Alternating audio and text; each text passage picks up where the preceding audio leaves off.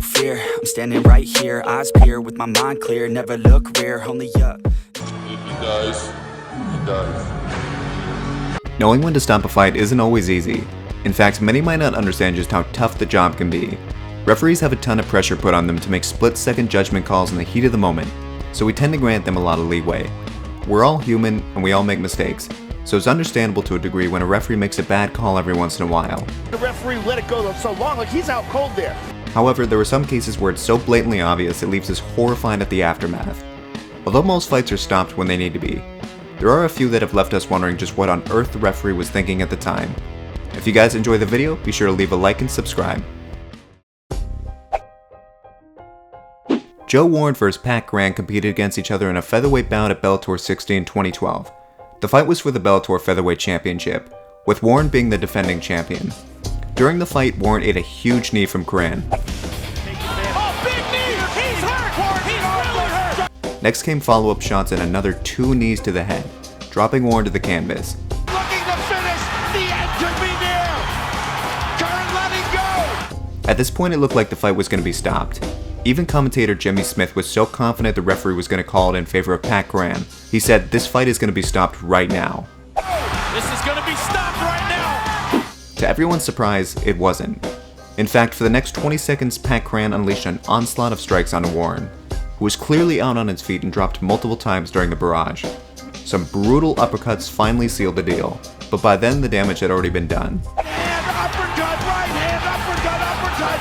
That is it! Warren ended up enduring roughly 40 unanswered blows, far more than any fighter should be expected to take.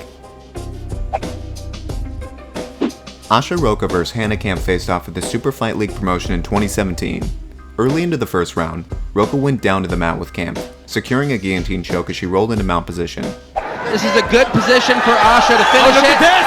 Look at this! The choke was sunk in tight, which was clear to everyone except the referee. Even the commentators were shouting that Camp was out. Is she out? She's out! While referee Ellen Fernandez stood by oblivious to this fact.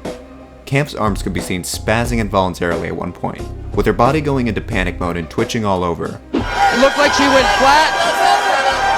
Shockingly, the referee picked up on none of these signs and mistakenly misread this as Camp still being conscious.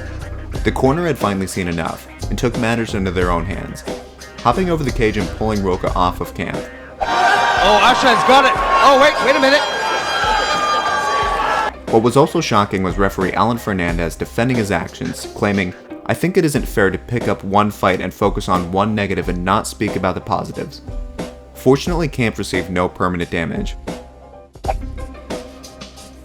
In February of 2017, Travis Browne was paired off against knockout artist Derek Lewis at UFC Fight Night 105. During the fight, Travis found some success, landing a few of his solid signature kicks. However, being the heavy-handed hitter that he is, Derek Lewis answered back by dropping Travis to the canvas and following up with some nasty ground and pound.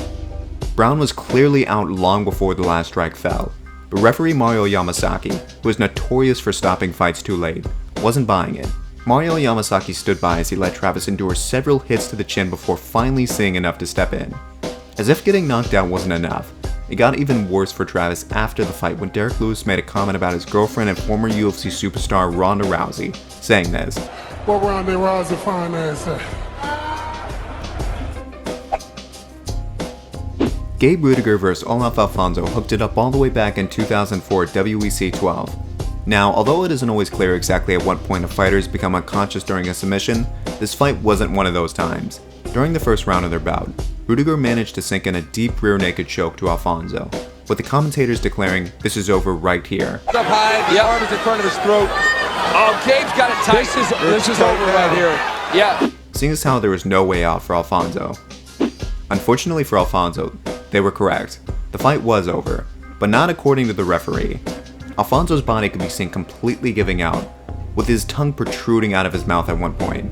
It appeared he briefly slipped in and out of consciousness on a few occasions before finally going limp. The entire time this was happening, Dave Rosenthal made no attempt to stop the fight, despite Alfonso going out multiple times. Oh, man. He's out. He's got to stop it. Oh, hold up. He's out. Stop. He's out. 20 seconds of getting strangled is what it took for the referee to finally call it off. That's it. That's it. That's it. He's out. He is out. He is out. He choked him out. Samar Nunez vs Caio Silva was set to go down as the main event of a Capanema fight combat event in Brazil.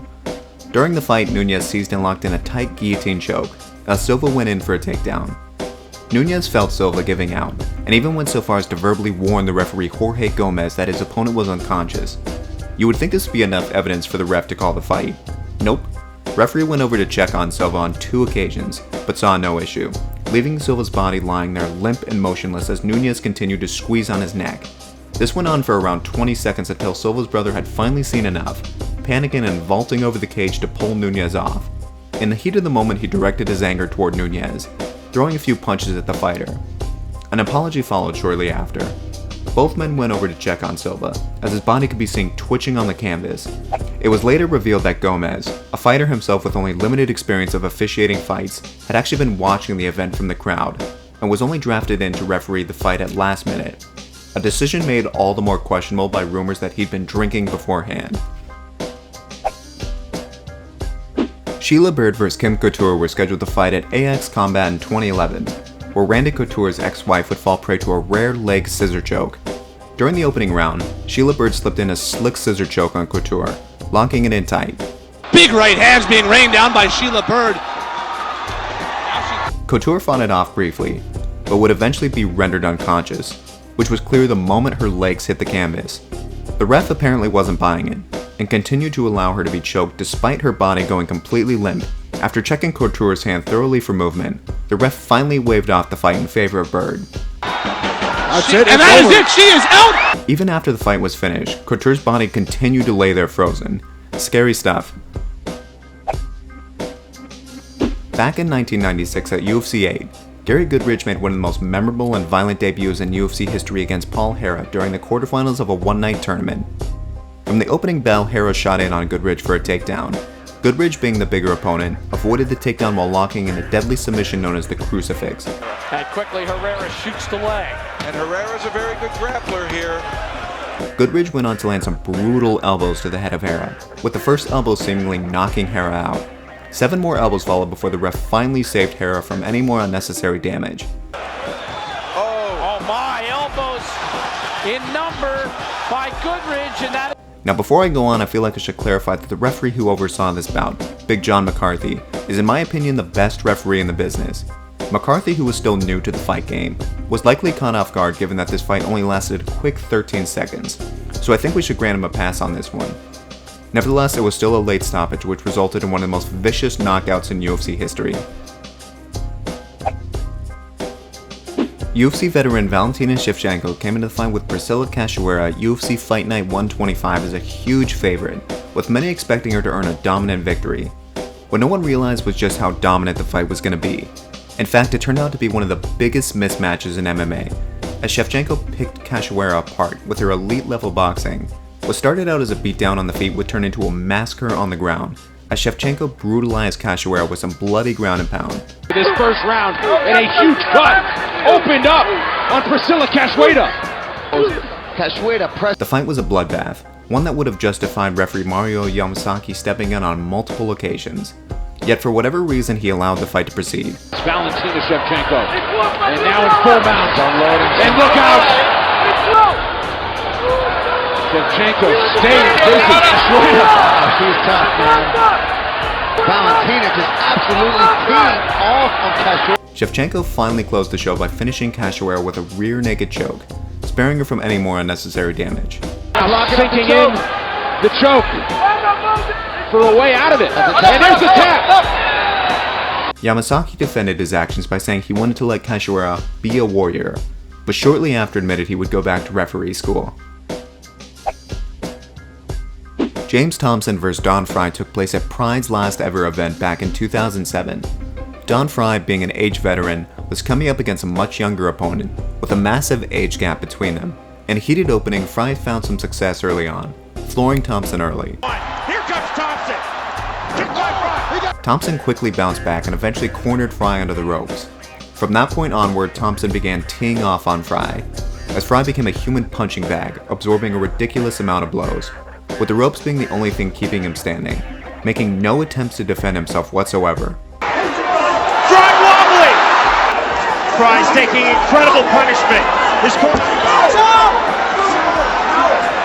Frye simply stood there and took a brutal amount of punishment from Thompson. The referee's incompetence led to Frye absorbing a whopping 60 unanswered strikes before the ref had finally seen enough. Yikes. They stopped the fight. Now there are several fights to pick from as far as late stoppages go, so if you guys think I missed anything, just leave it in the comments below.